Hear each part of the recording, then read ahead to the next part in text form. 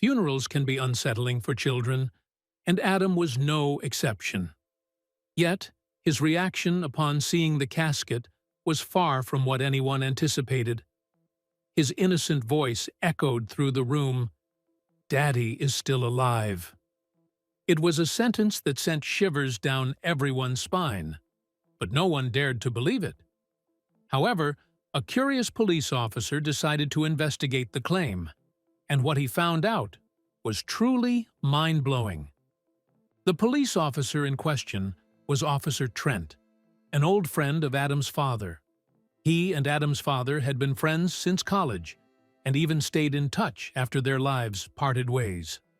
What Adam said made the hairs on his back stand up straight, but it also rang an alarm bell inside his mind. The death of Adam's father was a curious case. You see, Joseph, the deceased, didn't die of natural causes. In fact, almost nobody actually knew why or how he died. His wife, Rosalie, was the only one who had spoken to the coroner, but she remained tight-lipped.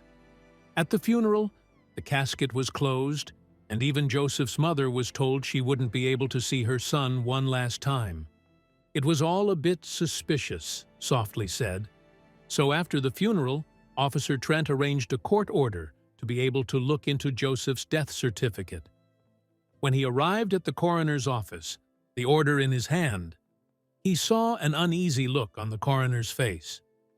"This looks really bad, but I can't find the death certificate," the coroner awkwardly said. Officer Trent couldn't believe what he was hearing, but he couldn't do much about it either. So he headed over to Rosalie's home to talk to Adam. He had to know why the little boy had said something so bold.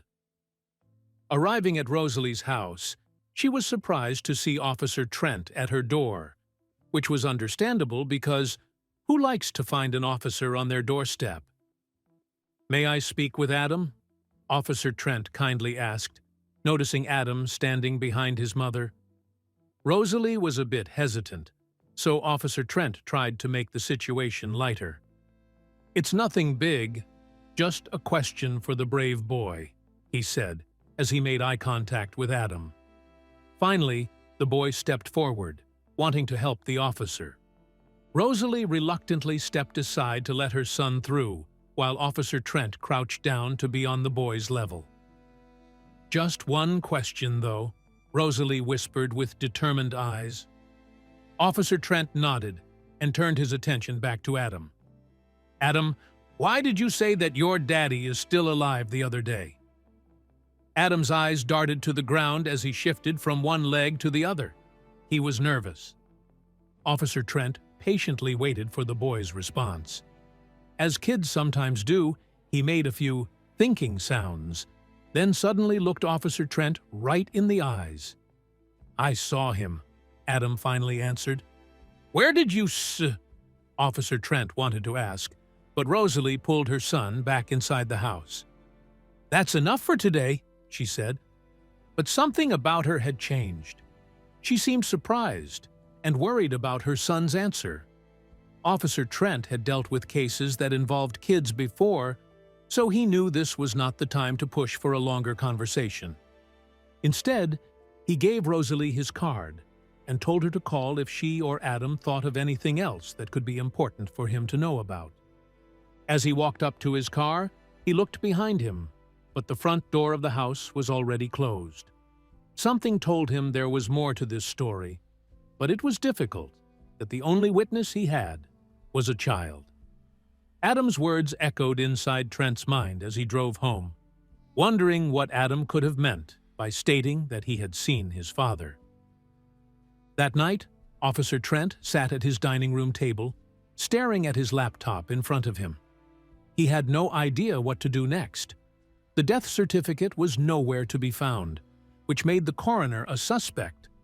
But at the same time, a suspect for what? Rosalie had been strict about no one looking inside the casket, so Trent actually had no idea if Joseph was in there or not.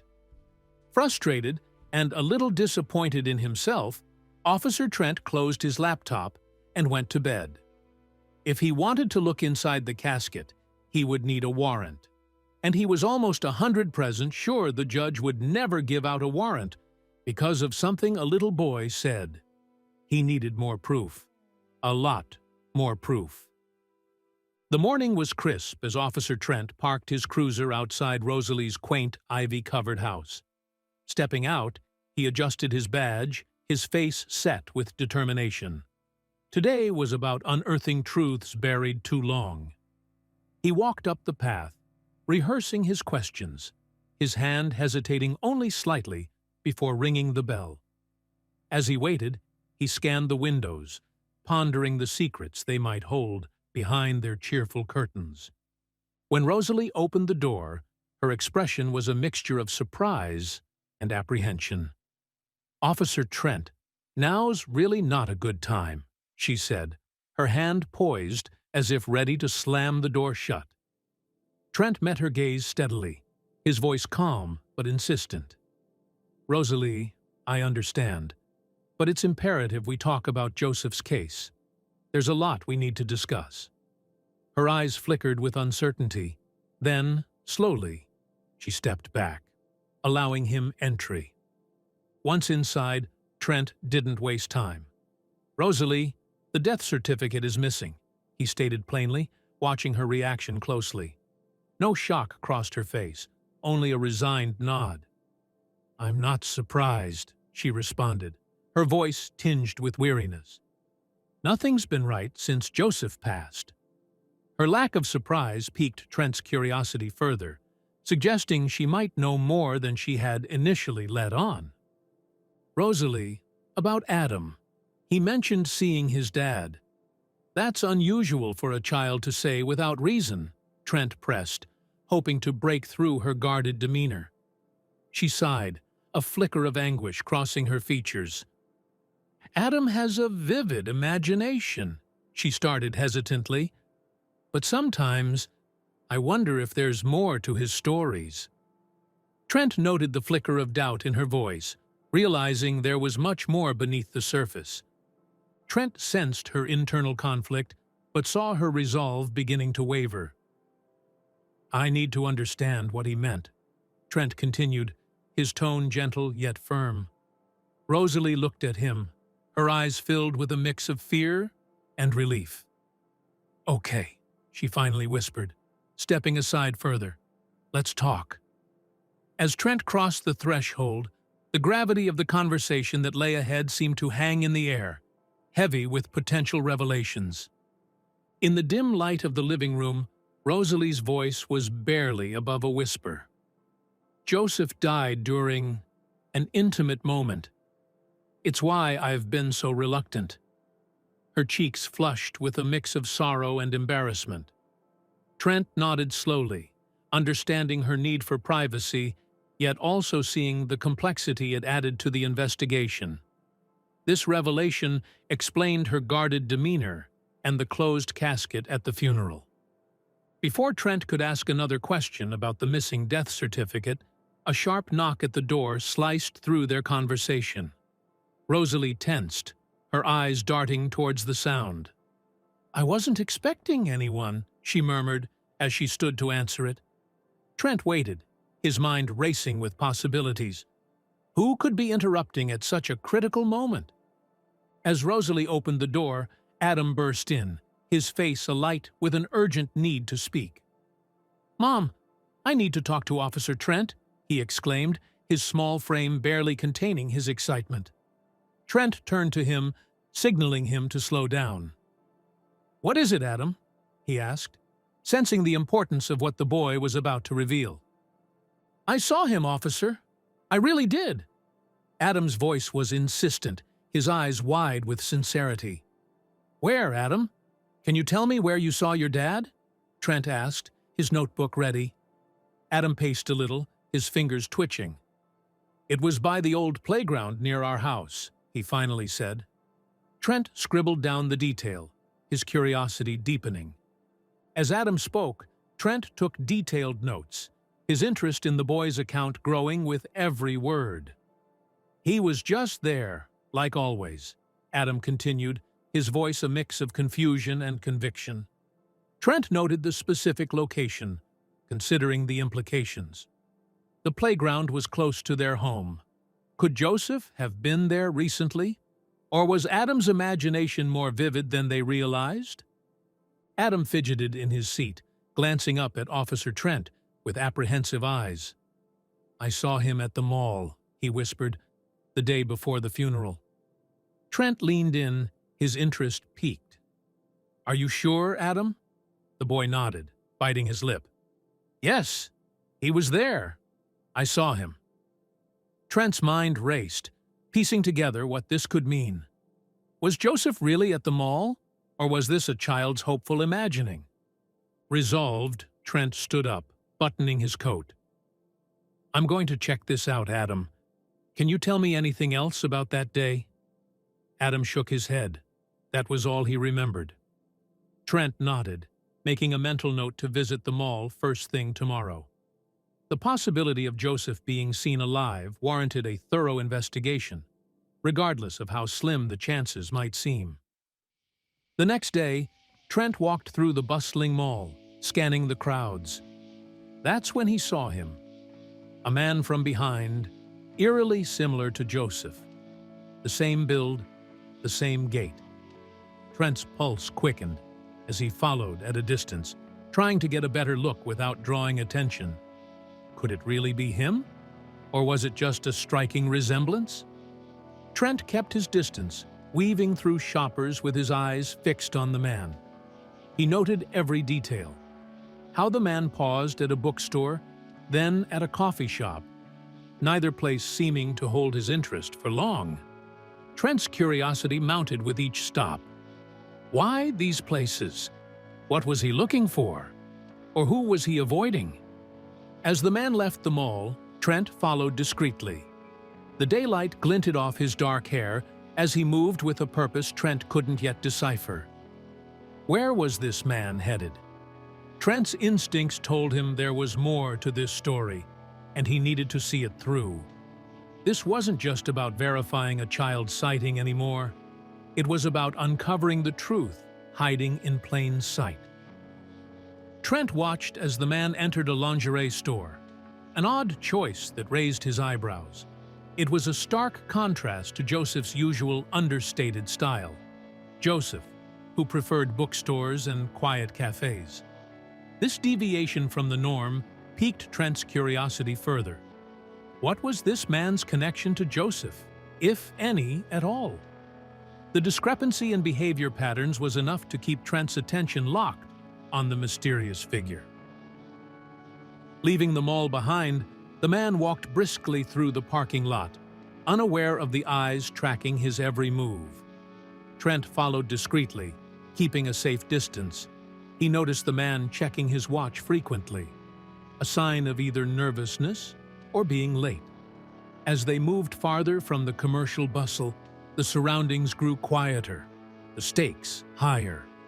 Trent's instincts were on high alert. Something was unfolding, and he was at the heart of it. The chase led them to a residential area on the other side of town, where the man finally stopped in front of a modest house. The home was well kept, with a small garden that seemed lovingly tended. As the man entered the gate, Trent parked his car a short distance away, his mind racing. Was this his residence, a friend's, or something more clandestine? From his car, Trent observed the house intently, jotting down everything from the house number to the color of the curtains. He noted the time the man entered and any other small details that might later prove crucial. His notebook was filling up, each note a potential lead or a dead end. The quiet of the neighborhood contrasted sharply with the storm of thoughts in Trent's head. Convinced of the significance of this man's actions, Trent knew it was time to escalate his investigation. He planned his next steps carefully, considering the need for a search warrant and backup. This was no longer just a follow-up on a child's claim, but a potentially crucial lead in the mystery surrounding Joseph's disappearance. As the sun began to set, Trent prepared himself for what might come next, his resolve as firm as ever. Officer Trent remained in his car, camera in hand, as the man walked up to the front door of the house. He snapped a series of photos, capturing the man's entry with clear, deliberate shots. Each photo clicked with a sense of purpose. Trent knew this could be the key evidence needed if this man truly had any connection to Joseph. The camera's lens could see what he could not, details that might otherwise be missed. Peering through his car window, Trent continued to document the man's actions inside his home. The angle allowed him to capture the man moving through the rooms, his silhouette passing in and out of Trent's view. The quiet hum of the car mixed with the soft shutter sounds of the camera, creating a rhythm to Trent's meticulous work. Each photo added another piece to the puzzle he was desperately trying to solve. With a camera full of evidence and a mind racing with possibilities, Trent drove to the police station. He felt the weight of the photographs in his bag. They could be the leverage he needed. Pulling into the parking lot, he rehearsed his request for an exhumation warrant. The images alone might not be enough, but combined with Adam's statements and the suspicious activities, they were a compelling start. Inside the station, Trent spread the photographs out before the judge, each one a silent testimony to his claims. Your Honor, these pictures, coupled with the witness account and the suspicious circumstances surrounding Joseph's death, suggest that we must dig deeper, quite literally. He pointed to the photos methodically, his voice steady but urgent, driving home the necessity of reopening Joseph's grave to reveal the truth. The judge studied the photographs and Trent's earnest face. After a moment of consideration, he nodded slowly, signing the warrant. Your evidence is compelling, Officer Trent. Proceed with the exhumation. Relief washed over Trent as he accepted the document. This was the breakthrough he needed. Armed with the judge's approval, he was now one step closer to unraveling the mystery of Joseph's death and what might lie beneath the surface at the cemetery. Officer Trent arrived at the cemetery, warrant in hand, accompanied by a team equipped with an excavator. The morning air was brisk, the solemn rows of tombstones casting long shadows across the dewy grass. The excavator's presence, a stark contrast to the usual peace of the cemetery, signified the gravity of the task ahead. Trent reviewed the plan with his team, ready to uncover the truth that lay beneath the cold ground. As the team set up, Rosalie appeared, her face etched with distress. "You can't do this," she pleaded, her voice trembling. "This is sacred ground. You're disturbing his peace." Trent was taken aback by her sudden presence and the intensity of her protest. He had anticipated some pushback, but not Rosalie's fervent opposition at the graveside, her hands clasped as if in prayer, her eyes filled with tears. Everything was disclosed at the time of death. There's no need for this spectacle, Rosalie argued vehemently, her hands gesturing towards the gathered crowd and machinery. Trent, maintaining his composure, tried to reason with her. "Rosalie, there are unanswered questions that we need to resolve," he explained, but she was unyielding, insisting that the cause of death had been clear and no further intrusion was necessary. In an attempt to persuade her, Trent retrieved the photographs from his car and showed them to Rosalie. The images of the man from the mall clearly visible. "Look at these, Rosalie. Doesn't he look like Joseph?" he asked, his tone both gentle and insistent. Rosalie took the photographs, her hands shaking as she studied them. The color drained from her face as the resemblance struck her, her initial resolve wavering under the weight of new suspicions. Despite her protests, Rosalie's curiosity was piqued. "These photos, where did you take them? Who is this man?" she demanded, holding the images up to Trent with a mixture of fear and determination in her eyes. Officer Trent hesitated, knowing the delicate balance he had to maintain. "Rosalie, it's part of an ongoing investigation," he began, trying to gauge how much he could share without compromising his surveillance efforts. Officer Trent chose his words carefully. "I understand your concern, but I must respect the privacy of the investigation at this stage," he explained. Rosalie's eyes narrowed, frustration evident on her face. Trent continued, "It's crucial we proceed carefully to ensure everyone's rights are preserved." His tone was firm yet empathetic, acknowledging her distress but holding firm to his duty. Rosalie, still clutching the photographs, took a deep breath. "Before you disturb his resting place, why not confront this man first? See what he has to say?" Her suggestion was not without merit, and it reflected a reasonable approach to the escalating situation. Trent considered this, aware that her proposal might indeed be a prudent next step before proceeding with the exhumation. "All right, Rosalie, I'll visit him again," Trent conceded, seeing the logic in her request. It was a reasonable compromise, one that would allow him to gather more direct evidence while respecting the sanctity of the grave for the moment. "We'll talk to him before taking any further action," he reassured her, hoping this approach would yield the answers they needed without further conflict. With the agreement in place, Trent left the cemetery, his mind set on his next move. He needed to speak with the man from the photographs before proceeding with any disturbance of the grave. As he drove towards the man's residence, his resolve hardened. This conversation would be crucial. Trent was prepared to press for answers that could unravel the mystery surrounding Joseph's death once and for all. Officer Trent arrived at the house, a sense of determination filling him as he approached the front door. He knocked firmly, his other hand resting on his badge, visible for anyone answering to see. The neighborhood was quiet, the sound of his knocking almost echoing down the street. He adjusted his stance, preparing for any reaction, as the door began to creak open.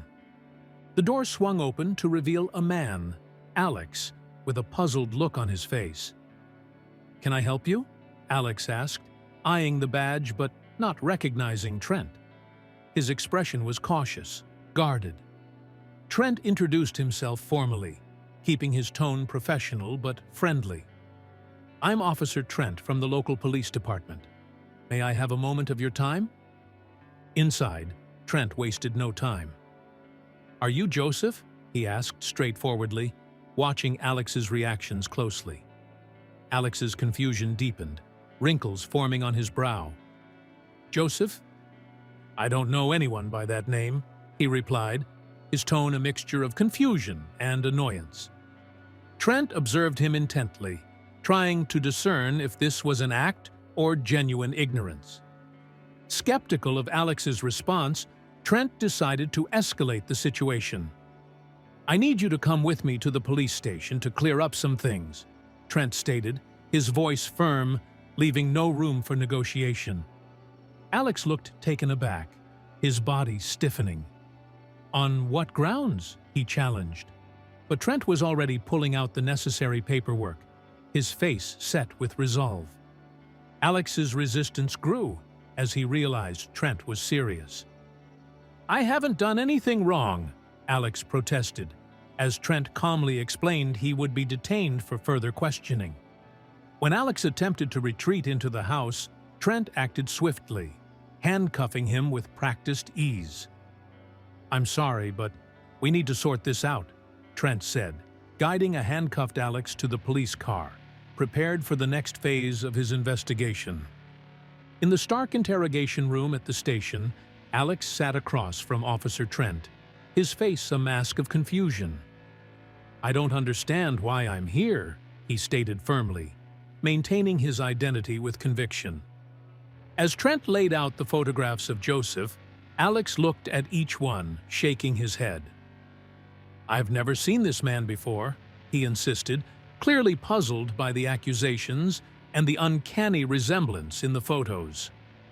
Officer Trent spread out the photographs of Joseph across the table, pointing to each one as he looked for any sign of recognition in Alex's eyes.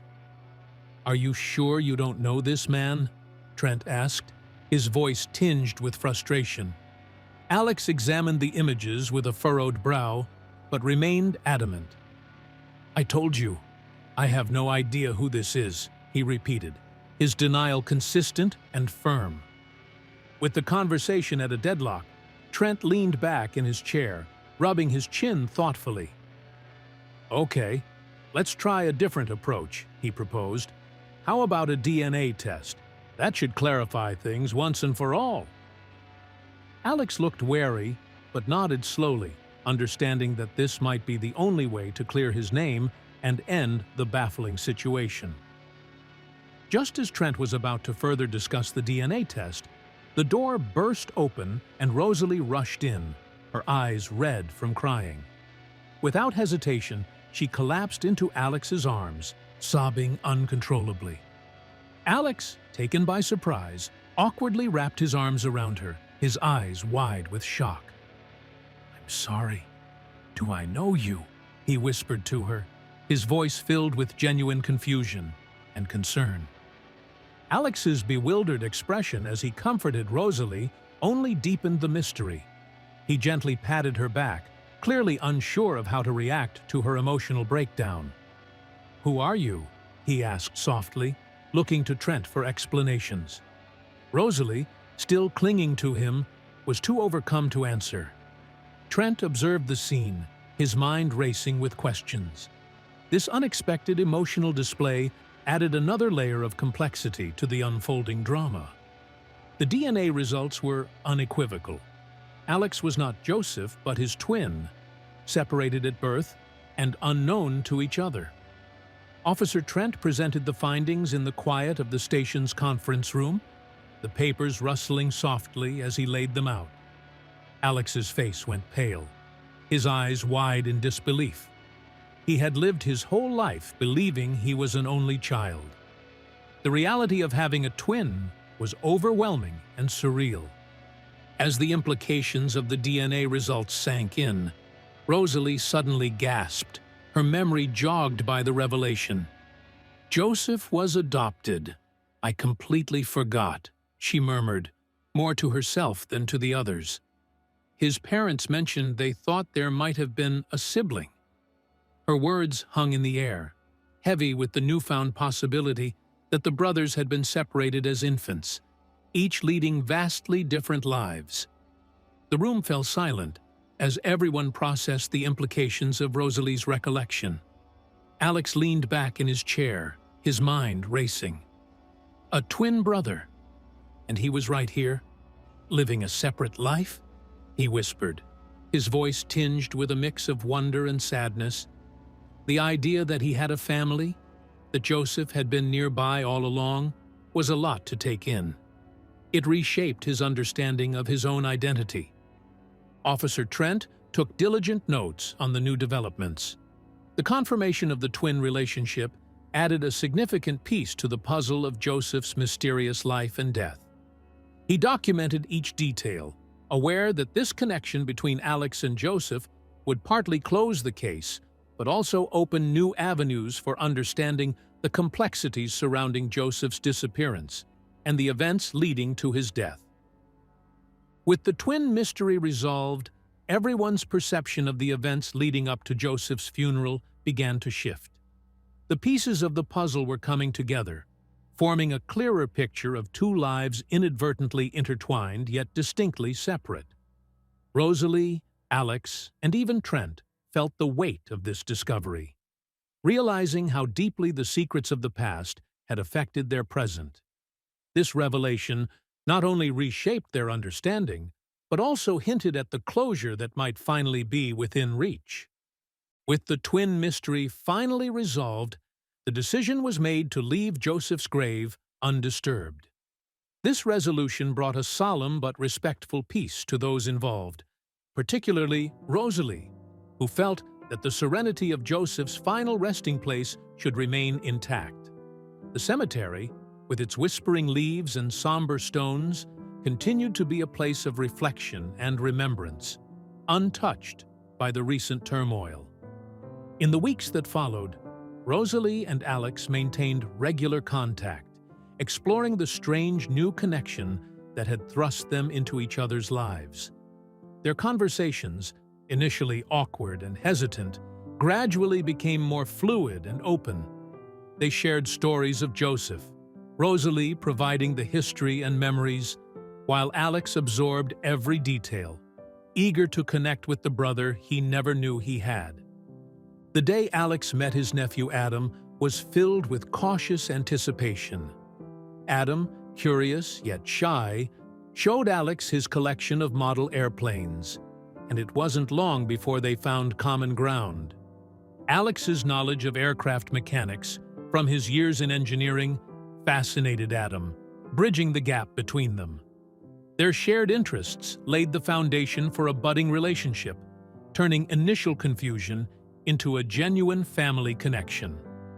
As months passed, Alex became a regular fixture in Rosalie and Adam's lives. The community watched, sometimes skeptical but mostly supportive, as Alex integrated into the family with surprising ease.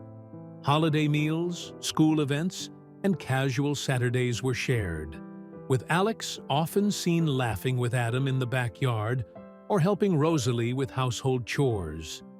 Their bond, forged from unexpected circumstances, grew strong and resilient. The case officially closed, leaving behind a legacy of a newfound family bond that left the local community in awe.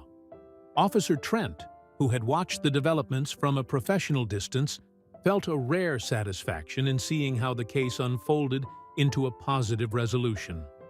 The story of Joseph, Alex, and their reunion rippled through conversations, a reminder of the unpredictable and intertwined paths of life. The mystery was solved, not with more loss, but with the gain of family.